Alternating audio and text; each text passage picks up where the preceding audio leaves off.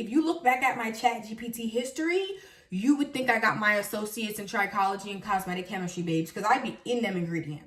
What's up, y'all? The girl is back with another video, and I know I just brought you the full rundown on my newbies, featuring all of the recent purchases in my stash, but I realized I alluded to feeling more confident and just excited and more knowledgeable about the type of ingredients in the products that I just purchased, and I figured I could make a separate video just talking about high porosity, fine strands.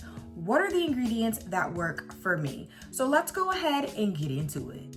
First, I'ma holla at my high porosity naturalistas, and then we'll kick it with the fine strand girlies, because I know not everybody has that combination of hair specs. So yeah. I personally look for cetyl alcohol. I look for bihentramonium methyl sulfate.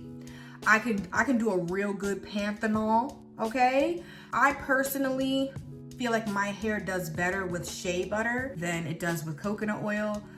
I could take or leave coconut oil, but typically if a styling cream has shea butter, that's pretty good for me. Besides that, I can do things like aloe leaf juice. I can do a oat milk, a coconut milk. Those kinds of like milky ingredients are really good for me.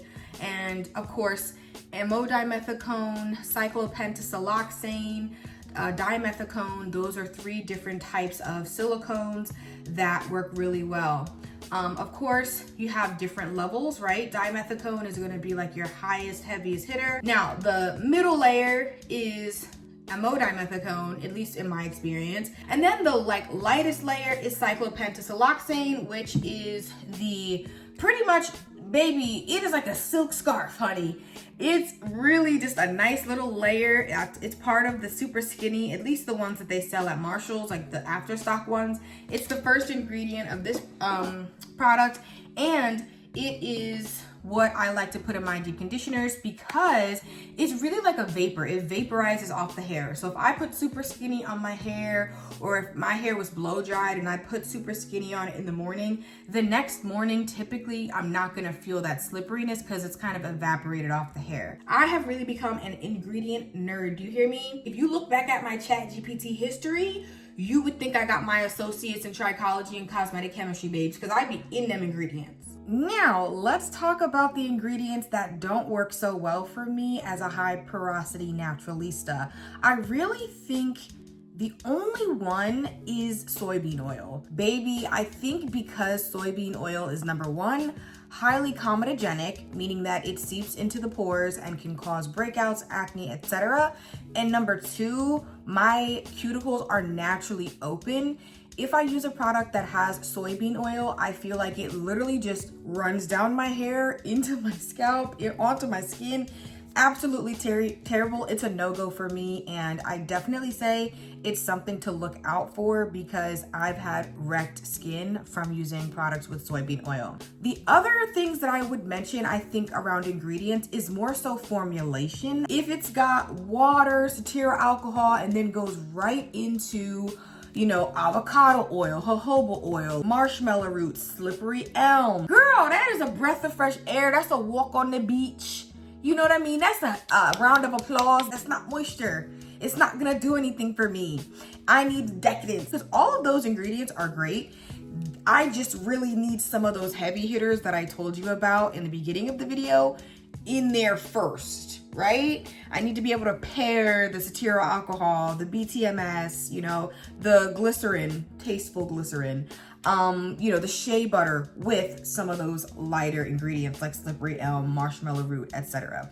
So hopefully that gives you a nice little rundown. If you are a high porosity natural and you maybe never really thought about what should I be looking for or what works for another high porosity natural, I'm your girl. Okay, let's go ahead and shift gears to the fine strand naturalistas because baby, we have things to talk about. All of the ingredients that I said work for me high porosity wise work well for me when it comes to being a fine strand natural, but it very much so is giving in moderation. If, for example, my leave-in conditioner has dimethicone, then the styler might sit on my strands, or might be like, my hair feels a little weighed down. I have struggled with being in heavy-handed anonymous, and as a fine strand, high density natural, had to get myself in check, okay? Because I have a lot of hair, but my hair individually cannot take all of that thickness, right? So I love the creamy, heavy, dense, milky products,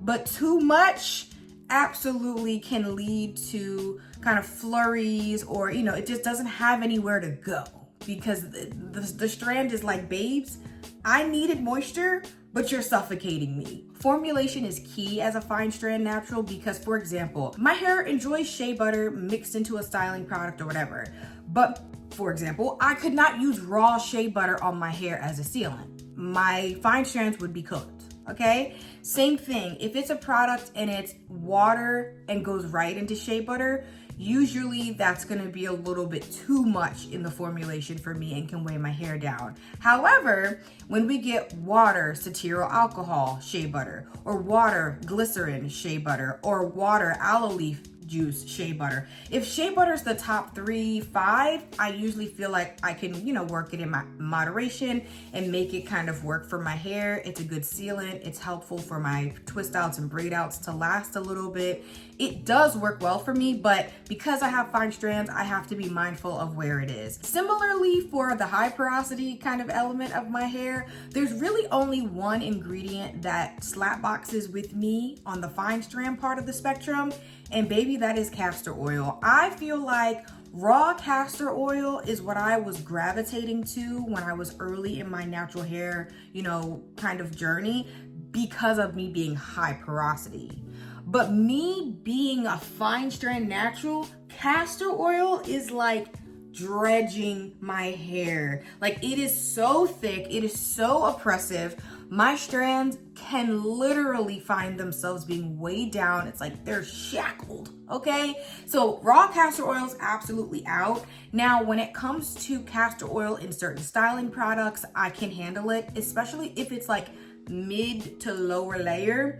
If castor oil is like the second ingredient or something like that, like top 5, typically it's a zonk. Like, it's not gonna work. My hair feels weighed down, kind of gets that waxy feeling.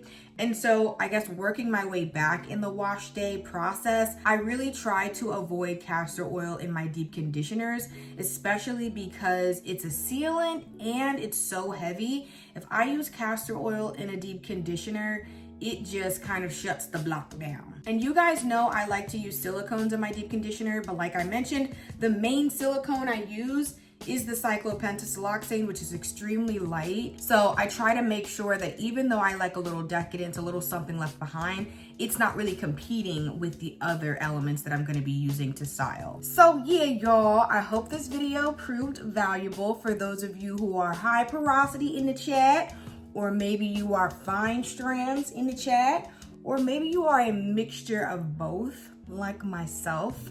I have really enjoyed being ingredient conscious and looking into things and doing the research for myself, because when I tell you, this internet, this TikTok, this Reddit will have your hair in shambles, thinking about cut it kinky and thinking about the black girl curls movement, no oils, no butters at all. I'm so happy that I did my own research and that I said, I'm gonna use a little grease. I'm gonna use a little silicone here and there. Yeah, do a little bit what works for me, okay? So I encourage you guys to do your own research. This is just hopefully like an add to whatever research and knowledge you know about your hair.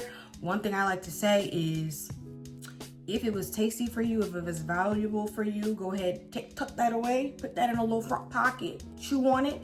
If it wasn't, babe, you know what you can do. Spit it out, okay? Throw it in the trash. Forget I ever said anything, okay? So yes, y'all, thanks again for watching, and I will see you in the next one.